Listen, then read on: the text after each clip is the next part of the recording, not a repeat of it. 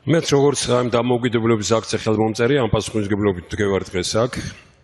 უბრალოდ მინდა უთხრა საზოგადოებას, რომ არც ერთ ნობელიანს, ანუ ნობელის პრემიის ლაურეატ ეკონომისტს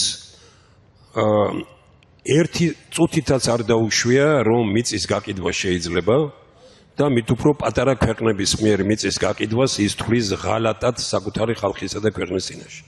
დღეს თვალებ ახილებული ადამიანი არის დიდი სიმდიდრე ქვეყნის.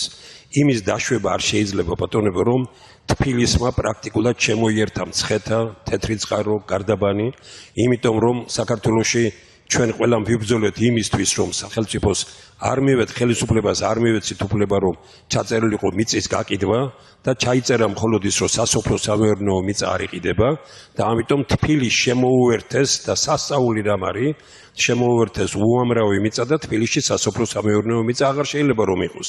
იგი უკვე არის, იმისი გაკიდვა უკვე შესაძლებელია. ის რაც ხდება და დავესაცხები ერთ-ერთ ნობელიანს, რომელიც ამბობს, ღირს კი თანამდებობის შენარჩუნებად შენი ქვეყნის ერთმტკაველ მიწაზე სხვა ქვეყნის წარმომადგენელთა გაპეტიშება. ჩვენ უზენაეს საბჭოს წევრებს, რომლებმაც ხელი მოვაწერეთ დამოუკიდებლობის აქტს, მეტი პასუხისმგებლობა გვეკისრება და დროს დიდი ერთობაა საჭირო საქართველოსთვის.